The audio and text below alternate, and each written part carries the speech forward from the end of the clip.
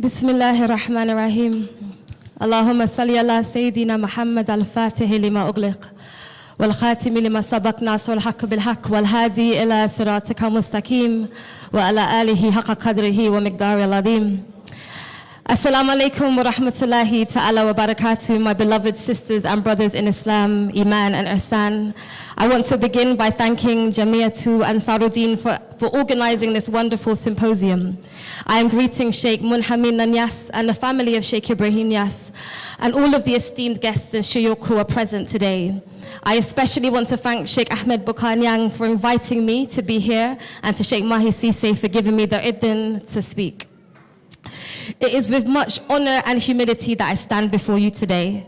And what a blessing that we are gathered together in the noble month of Rabi al-Awwal, the month that Allah chose to host the arrival of the best of His creation, sallallahu alayhi wasallam.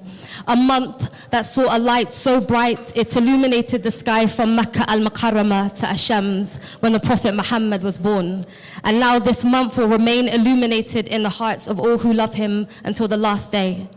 We are in the month that the lovers of Rasulullah yearn for all year round, but there are some, like our beloved Sheikh Ibrahim Yas, every day for him is Mawlid. Every moment is the 12th of Rabi al-Awwal. There are some who never stop celebrating the birth of the Messenger, sallallahu alayhi wasallam. It is a great honor to be speaking here in Medina Bay, the city of my spiritual fathers, the place I came to learn how to read the Quran under the guidance of Sayyida Kubra Sise. This is a place I came to find Allah, because where else would a seeker go to quench their thirst than at the feet of Sahib al-Fayda, Sheikh Ibrahim Yas radiallahu ta'ala anhu. Here I came to understand what it means to live the Sunnah in the presence of the truest Khulafa of Sayyidina Muhammad sallallahu alayhi wasallam. Here I lived amongst those who have finished themselves in Rasulullah. They finished themselves in the love of Rasulullah sallallahu alayhi wasallam and live only to serve. Once, whilst I was here, there was a delegation from America, and one woman from America said to me, I feel like I'm in Medina al-Munawwara, here in Medina Bay. This city reminds me of the city of Rasulullah sallallahu alayhi wasallam.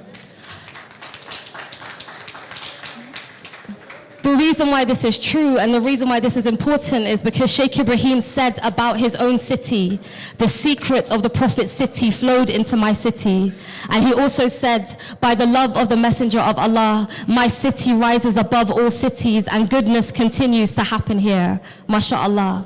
What a blessing that we have this oasis in the desert of the dunya. What a blessing that we have this Medina in Africa. The theme that I've been asked to speak about today is the Fayda as the path of love, which is significant to me because the only reason why I'm standing here is because of love. I'm not a scholar, I'm not a professor, I'm not a doctor, I'm not a sheikha.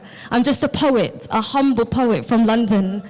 And as a poet, my job is to try and find words to articulate love. That's all I'm here to do.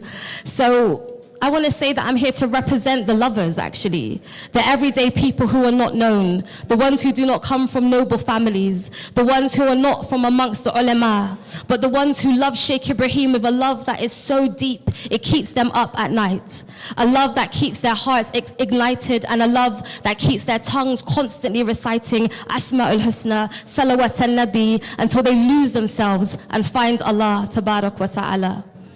I am here to represent for those who have tasted a love so sweet, they have never recovered. The ones who look normal on the outside, but inside they are drowning in the ocean of Bainyas, swimming in a sea of ma'rifah that has no shore, knowing they are only able to taste these states because Sheikh Ibrahim told us that he folded up the path to Allah Tabarak wa Ta'ala and he made it easy for us to know Allah.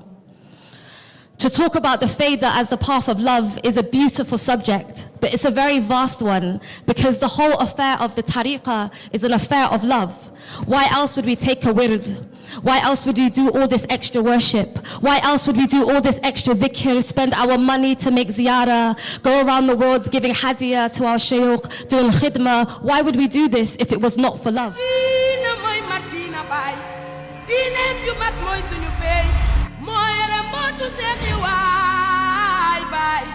Marka ci sir moo ko way